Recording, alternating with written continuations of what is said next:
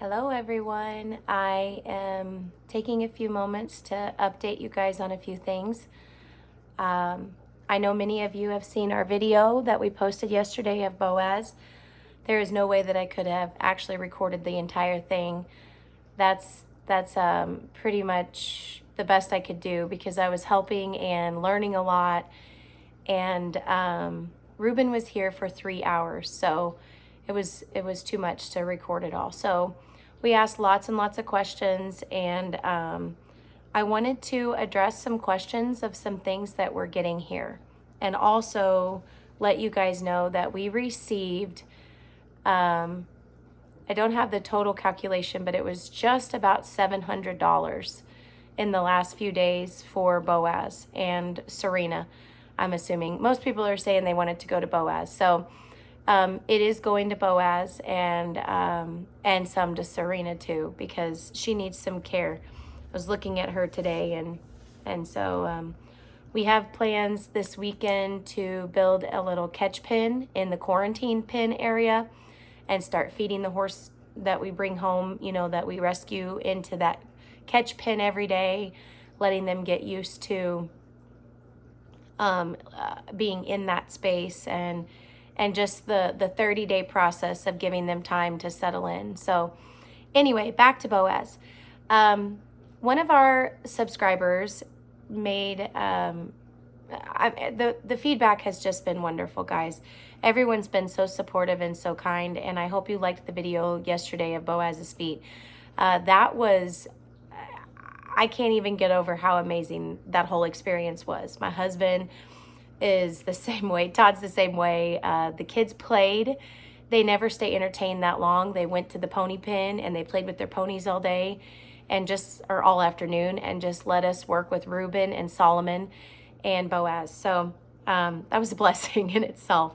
So one of the questions, I'm just going to get right to it and go through the list of questions that I have here. One of the questions that was wrote to me was, how are kill pens legal, and why are there kill pens, or kill buyers, I guess maybe. So basically, kill pens and kill buyers some are just glorified horse traders.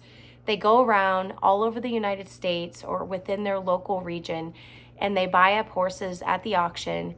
They bring them back to their facility, and then they label them as a rescue horse, which in my opinion, they are still a rescue horse because they've never been handled, or maybe they were mistreated, or many times they've got medical problems that people will not address or take care of, and or they have a lack of nutrition and they're malnourished and extremely underweight. So you've got all these factors that make them, or qualifications, I guess, that make them a kill pen horse or a rescue horse. And these buyers, they do capitalize off of this quite a bit. And I know that. I am not pleased with it, but I also understand that my fight is not fighting the people. My fight is fighting the harm. And that, in my eyes, is a little bit separate. Not everyone feels this way, and I get that. But I'm going to do what I can on my end because of the size we are, and it's just me and my family and our supporters. But it's really just a matter of, let's help the horse. I'm not going to fight the people right now and or their intentions. That's going to have to come at such a level that I just can't even put my mind into it right now. So basically, that's what a kill pen is, and that's what a kill buyer is. And kill pens are technically legal in the United States because the United States does not offer slaughter. And they do not slaughter horses here. All of the horses that are, sorry, we have flies terribly in our house. All of the horses that are bound for slaughter, they either go to Mexico or they go to Canada. And it just depends on the region and the location of the kill pen and the kill buyer. So what they do is, if they can't flip the horse, meaning bring it back to their facility, make a video, get it out to their viewers and their members of their group and things like that, then they do sell the horse to the slaughterhouses. And that's where things get really, really sticky for me. I get very upset about how they get there, you know. I won't get into the whole opinion on what I have, my opinion on slaughtering in general. When slaughtering was legal in the United States, there was a lot more regulation. There was a lot more stipulations that had to be followed. There was less torture. We'll put it that way. The horses that are getting shipped to slaughter are going through many auctions. They go from auction house to kill pen to auction house to kill pen. And if there aren't people like us, meaning all of us, you guys too, that step in and say, okay, we have to stop this somewhere. We can't let these horses just keep getting bounced and pushed, and in this process they get even more malnourished. They get hurt by other horses. They get hurt by the trailers. They get hurt by the transport. Not the transporters, I just mean the process of it all. They get traumatized. They get to a point to where the average horseman doesn't want to deal with them. I mean, it's really a vicious cycle. So kill pens are legal, and there are kill pens because people dump horses, and that's just the bottom line. There's all kinds of reasons why horses go to auction. I'm not saying all auctions are bad. I'm not saying all auction houses are bad. I'm not saying everything that goes on at an auction is bad, but there are some things that are very sketchy. So the next thing that I was asked is, let's see here. What all did Reuben say? Well, again, going back to what I was mentioning earlier, is he said a lot. He said so much. And we even talked horse anatomy, which is up my alley because I love that stuff. We talked over all kinds of illnesses and disease processes that happen with horses. And we talked about Boaz and his story. We talked about how we rescued him and what that entailed. Reuben was extra kind and very encouraging for us. He told us how well we've done, which is, it's a big deal. We've worked so hard around the clock, and I've stressed and I've lost sleep and we've worried, and then we pray and we lay it to rest, and we know that whatever the outcome is, his days here are really good. And he might limp a little and this and that and whatever, but he is mostly pain-free. He lives a lush life of lots of lots of forage and attention. He gets fed apples and he gets scratches and rubs. And so I'm going back to that every time I start to think about the what ifs. Reuben was very encouraging and he was impressed. And I'm thankful for his skills and his expertise and his opinion in that we have really worked hard to clean up his hooves to this point. Now, we're taking it to the next level, and that's the awesome part. So, can his feet recover? We believe with all of our hearts that they can and will recover. I'm going to be tackling this infection and the fungal infections via internal to the outside now. I know that's been a huge suggestion for so many. And for us, we know that in our hearts, but we had to start somewhere, and we started superficially. Now we're going deep and we're getting into his actual immune system and hoping and praying that this just starts to bring homeostasis back to his body and he can really thrive. And the other question to that is, yes, they can recover, but how long will it take? We think it's going to take at least a year. Kind of from this point on, we've got to a place now where he's on such good supplements. He's getting good hoof growth. We know more about how to keep him trimmed properly. Reuben did, as you saw in the video, he did not encourage any shoes right now. They're not necessary. And frankly, they would be almost impossible to get to stay on, regardless of if they were glued on or if they were some sort of boot or whatever. He said, honestly, the best thing is let's air dry this stuff out. Let's work on his nutrition. Let's get any infections from the inside out cleared up, and let's get air to this hoof, and any tunneling, any pockets, any abscess. You can see on his hind hoof how we cut that all out. That was all the way up to that abscess. Which was a lot of information for me because I've never dealt with an abscess. So now that I know more about it, I really enjoyed it, guys. I've got a little history and a background of wound care. When I worked a full-time job, I was in physical therapy, and I studied a lot of wound care. And in Missouri, our licensure allows us to do wound care under the supervision of a DPT. So unfortunately, where I live, none of our DPTs liked wound care. So I didn't get to practice my interest and my passion for wound care as much. I do it a lot on my horses now. So I'm thankful for that. I'm thankful for that skill, that knowledge, that education that I was given, because it really does most of the time, filter or slide over into our horses. It's interchangeable. Okay, so then another question was, is he staying in the barn where it's dry? Yes, he is. He's definitely staying in the barn where it's dry.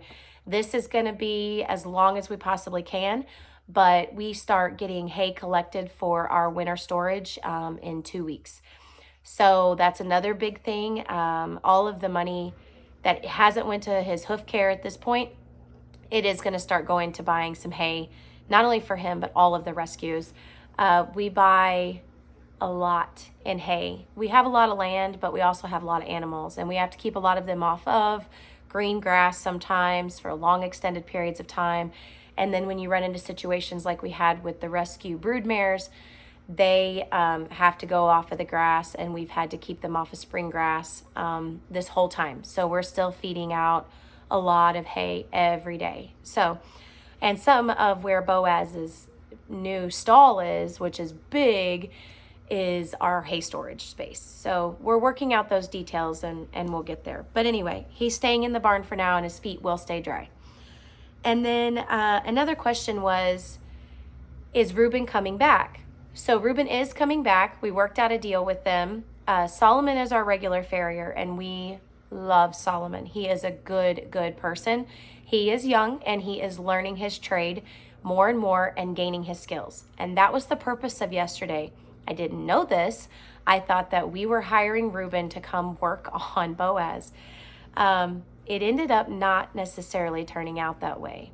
So Reuben paid a favor, or gave a gift to Solomon by coming here and working on Boaz and training and or educating Solomon on what to do for Boaz, but also other situations like this when he comes to them.